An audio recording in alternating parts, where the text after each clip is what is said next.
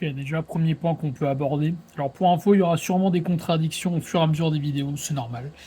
Euh, alors, là, je suis en train de. En gros, je peux vous expliquer, je me base sur tous les écrits que j'ai faits depuis près de 10 ans, voire même plus. Bah oui, du coup, maintenant plus de 10 ans. Et, euh, et je me base sur quelques écrits pour rebondir après sur des éléments, sachant que tout ce que j'écris n'est pas encore d'actualité. Donc, je rebondis un peu sur ce qui me vient en tête. Euh, alors, un point déjà.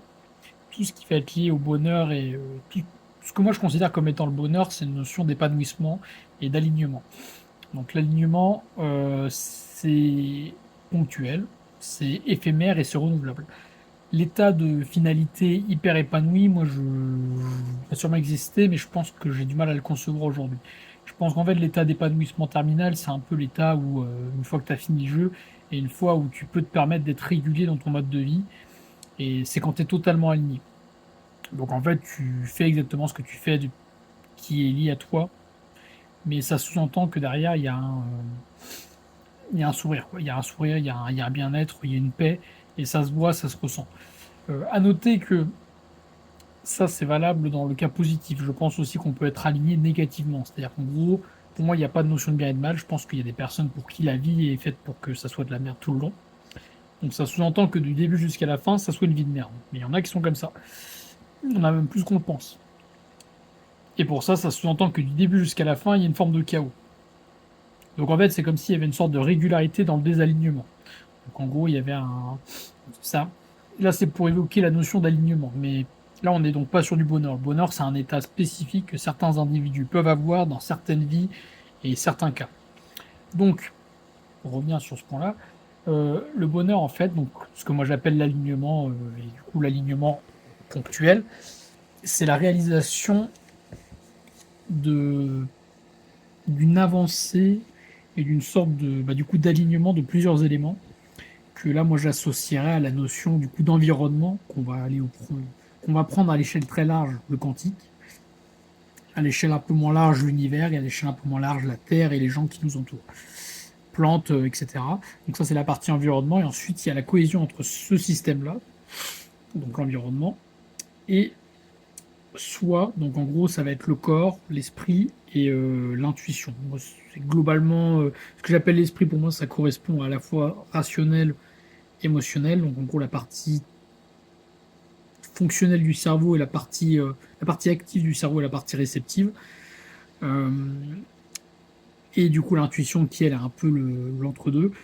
Et le quantique, donc ça c'est à la fois le quantique c'est précisément pour moi le lien le plus fin qui existe entre l'environnement et le soi. Donc l'alignement quantique, donc c'est là où il y a la notion de bonheur qui se fait, c'est quand il y a un bon équilibre entre du coup l'environnement extérieur et l'environnement intérieur, donc le soi. Donc le corps, l'esprit, l'intuition. C'est globalement les triptyques que j'ai moi en tête. Donc le triptyque que j'ai, enfin le quadrique que j'ai eu très souvent c'est corps, émotion, rationnel et intuition. Mais le triptyque c'est pour moi corps, esprit et intuition.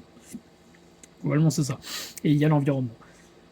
Donc ça c'est les éléments que je vois une fois qu'il y a cet alignement-là qui se fait. Alors qu'on soit bien d'accord, là je parle pas de volonté, je parle pas de choix, je parle pas de chance de la vie ou quoi. C'est pour moi c'est une suite qui arrive chez certaines personnes dans certains moments de manière parfaitement irrégulière. Enfin pour nous c'est irrégulier parce qu'on n'est pas capable aujourd'hui de maîtriser ça.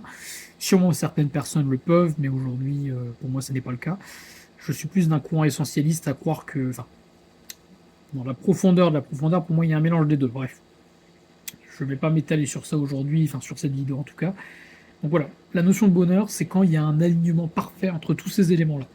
Ça arrive, on le ressent, c'est difficile à percevoir, mais ça arrive, c'est le moment où, pas forcément où on sourit bêtement, mais c'est un moment où il y a un état de paix, il y a un état de calme, il y a un état d'accomplissement, qui peut s'établir sur n'importe quel moment, hein. Ça peut être du moment où tu fous du ketchup sur tes pattes, comme au moment où tu gravis une montagne, comme au moment où tu réalises le rêve de ta vie, tu vois. Je pense que c'est ça qu'il faut distinguer de l'épanouissement. Je pense que l'épanouissement terminal, c'est un peu une accumulation de plein de petits épanouissements qui, en fait, petit à petit s'aboutissent jusqu'à avoir l'alignement parfait. Moi, c'est comme ça que je vois la notion d'aboutissement. Enfin, d'épanouissement, donc de bonheur final. Une forme de liberté. Et après, on pourra parler plus en détail du coup de comment on fait pour atteindre ce bonheur-là. Mais pour moi, il y a une notion à la fois de choix de sa part, donc il y a une notion de volonté d'y arriver, mais on ne contrôle pas non plus totalement toutes les fonctionnalités de notre cerveau et de notre corps qui font qu'on est plus ou moins apte à contrôler ces éléments-là, donc on n'est pas tellement maître de tout ça. Et en plus, il y a l'aspect environnement qui lui nous dépasse complètement. Mais comme il y a un sujet quantique qui fait que par l'alignement entre l'environnement et par l'alignement qu'on a avec soi, il y a une sorte de balance qui se fait entre les deux, qui fait que à la fois par la volonté, ce qu'on pense être conscient de faire, et à la fois par l'environnement, on peut mixer un peu les deux par des éléments qu'on ne contrôle pas et des éléments qu'on contrôle pour réussir à avoir un certain niveau de stabilité. Certains n'y arriveront pas, ça fait partie du jeu, beaucoup même, je pense, et certains y arriveront. Donc voilà, et ça sous-entend de faire du mieux qu'on peut, aussi large que ça puisse vouloir dire. Mais la logique, elle est quand même d'aller, ouais, de faire le plus possible ce qui nous apporte le sourire. Globalement, c'est ça la méta. Et en fait, toutes les personnes qui ont été déconnectées émotionnellement de eux-mêmes, donc en gros les personnes qui qu'on a maltraité, qu'on a forcé à se dissocier par le mécanisme de défense à cause de torture, de violence, de douleur, ou alors toutes les personnes à qui on a un peu foutu de l'ultra malbouffe, des écrans, enfin tout ce qui amène à une dissociation de soi-même, une déshumanisation de soi, par des substituts artificiels, on va dire, qui ne sont pas donc propres à la nature, mais par la conception de l'homme. Enfin, ça peut être propre à la nature, Marc, je pense, mais bref, on va dire par le vice de l'homme, un excès souvent émotionnel, un excès hormonal, ou à l'inverse, un manque d'hormones, un manque de développement de soi, un manque d'alignement. Là, on arrive du coup à plus ou moins de capacité à se connecter ou à se déconnecter de son environnement. Et généralement, c'est le fait qu'il y en ait du coup, il y a un excès de, enfin, qu'il y ait une dissociation progressive qui se fasse entre le corps et l'environnement, qui fait que ça soit soit par l'excès, soit par du coup, le manque, donc le déficit, qui génère que qu'on est plus ou moins apte à s'aligner ou pas.